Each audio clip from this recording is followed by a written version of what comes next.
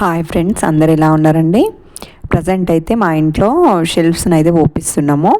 Actually మన ఇందిరమ్మ ఇల్లులు అన్నీ కూడా ఎంత ఎక్కువ స్థలం ఉన్నా కూడా 600 స్క్వేర్ ఫీట్స్లోనే కట్టుకున్నాం కదా. సో మన రూమ్స్లలో ఎక్కువ వస్తువులు కానీ బట్టలు కానీ పెట్టుకునేలాగా మన షెల్ఫ్స్ని అయితే ప్లాన్ చేసుకోవాలి. మేమైతే సాధ్యమైనంత వరకు అలానే ఓపిస్తున్నాము.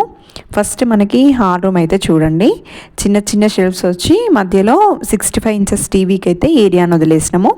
మాది 32 ఇంచెస్ టీవీ అండి, బట్ ఫ్యూచర్ పర్పస్ నేను ఆలోచించి 65 ఇంచెస్ టీవీకి అయితే ఎంత ప్లేస్ అయితే కావాలనో అంత ప్లేస్ అయితే మేము వదిలేసినాము. ఇక మిగిలిన సెల్ఫ్స్ అయితే వచ్చి ఫొటోస్ కానీ ఏమైనా డెకరేటివ్ ఐటమ్స్ కానీ పెట్టుకునేలాగా ప్లాన్ చేసాము. బట్ వీటిని మేము 10 ఇంచెస్ విడ్త్ తోటి ఒప్పిస్తున్నాము.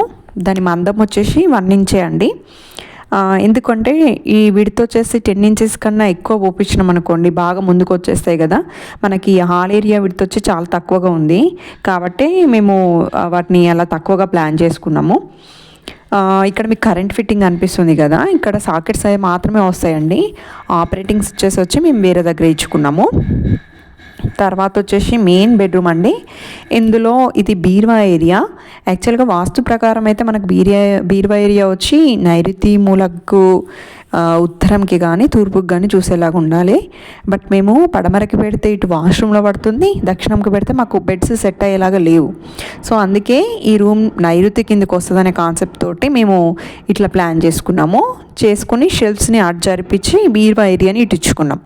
సో ఇది కూడా వెంటిలేటర్స్ ఫ్రేమ్ వరకు మేము షెల్ఫ్స్ని అయితే ప్లాన్ చేసుకున్నాము. టోటల్గా ఒక 6 షెల్ఫ్స్ వస్తాయండి పైన వరకు. షెల్ఫ్ పలక కంప్లీట్ బీరువా వరకు పోతుంది.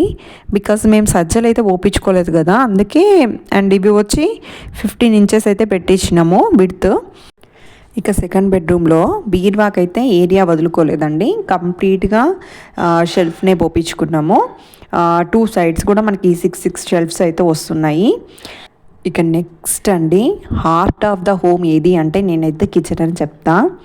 ఇందులో స్టఫ్ అంతా పట్టేలాగా మన షెల్ఫ్స్ని అయితే ప్లాన్ చేసుకోవాలి. మేమైతే gas stove sink side 19 inches పెట్టుకున్నామండి. టోటల్ ఇది ఎల్ షేప్లో కాకుండా కంప్లీట్ యూ షేప్లో ప్లాట్ఫామ్ అయితే తిరుగుతుంది. ఆ 2 సైడ్స్ ఏమో 15 ఇంచెస్ పెట్టుకున్నాం. గ్యాస్ స్టవ్ సైడ్ అయితేనేమో 19 ఇంచెస్ విడ్త్ అయితే పెట్టించినాం. ఇది చూడండి, ఇందులో 3 పార్ట్స్ చేస్తున్నాం కదా, చిన్నవి కూడా పట్టేలాగా ఇటు 2 సైడ్స్ చేసాము. ఇలా వేరు లెవెల్స్లో చేసుకుంటే ఏమవుతుందంటే మన కిచెన్లో ఉన్న అన్ని రకాల కంటైనర్స్ అయితే పడతాయండి. ఇలా మేము షెల్ఫ్లు పోయడానికైతే యూజ్ చేసిన బార్స్ వచ్చి 8 mm బార్ అయితే సింక్ షెల్ఫ్ పోయడానికి అయితే యూజ్ చేసాము. రిమైనింగ్ అన్నీ కూడా 6 mm బార్సే యూజ్ చేసినామండి. 6 mm బార్ ఇప్పుడైతే మేము ఒక 15 తెప్పించినాము. అంతకు ముందువి అన్నీ కలిపి షెల్ఫ్స్ అయితే పోసేశారు. ఒక 6 mm బార్కి అయితే 170 రూపీస్ అయితే పడిందండి. ఇప్పటి వరకు అన్నీ కంప్లీట్ చేసేసారు. ఇక అన్నీ పెట్టేశాక మీకైతే వీడియో అనేది అప్లోడ్ చేస్తాను ఎలా ఉందనేది. ఈ వీడియో కనుక మీకు యూజ్ అయితే ఒక లైక్ చేయండి.